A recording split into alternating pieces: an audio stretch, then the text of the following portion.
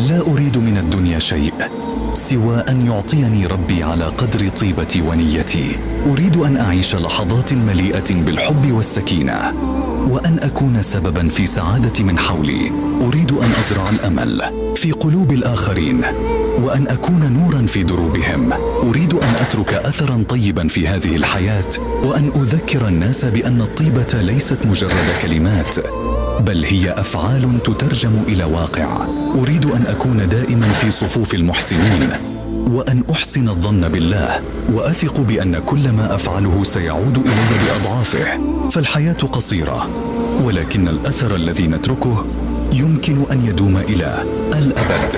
لذا أطلب من ربي أن يرزقني القلوب الطيبة، وأن يجعلني سبباً في إدخال البهجة إلى النفوس، واغفر لي ولمن أحب، وارزقني السعادة في الدنيا والآخرة.